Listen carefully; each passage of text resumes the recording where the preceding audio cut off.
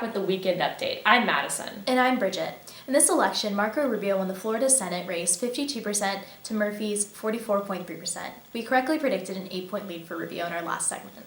Stephanie Murphy took incumbent John Mica's House seat in Congressional District 7. She won 51 to Mica's 48, which is only 2 points off from what we predicted.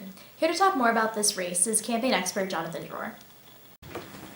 Thank you guys so much for having me back. The new studio looks great. Let's get right into it. So typically we would expect Rubio to ride the president's coattails, but we saw the opposite effect. He actually got 218,000 more votes than Trump. He really helped him out with Hispanic and millennial voters.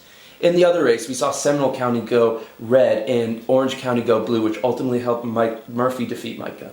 So I guess when Mica's geographic constituency changed, it was enough to not have enough of a re-election constituency to help him win. Mm-hmm.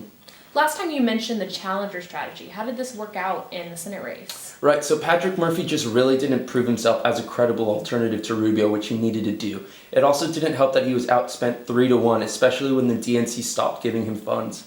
Right, challengers definitely have to raise enough funds to face an incumbent, and Stephanie Murphy did this. So what else contributed to her win? Sure, so her stance on gun laws really helped her out. She is in favor of stricter gun laws, and especially in Orlando, that's sitting very well with voters, and Mica just wasn't there.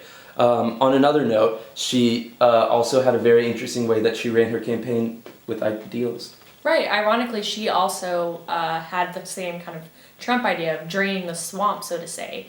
She ran for Congress by running against Congress, which the people in Florida believe that she could do a better job than the career politician, Mica. Well, I guess it worked. Thanks for joining us. Now let's head over to Justin Wolf, our correspondent. Thanks, y'all. And now I'm on the streets of Orange County, Florida with voter Eric Davis. Eric, why did you support Stephanie Murphy? I voted for Stephanie Murphy because I felt like she was representative of the Floridians and that we have someone fresh in politics that doesn't have to represent us our whole life like John Mica did. And did the Pulse nightclub shooting play a role in your decision to support Stephanie? It certainly did, and she's not in the pocket of the NRA, and she definitely understands social issues a lot more. And how do you feel about Senator Marco Rubio being your senator for the next 6 years? As far as Marco Rubio goes, I'm very neutral in the situation. I usually vote straight ticket Democrat. I felt like Patrick Murphy didn't seem to be the qualified candidate that he should have been. Well, thanks so much for your input today. Good. And thanks for watching. And if I told you there was a third candidate, Sean Theriot, who's been endorsed by Obama and has bipartisan support, would you support him?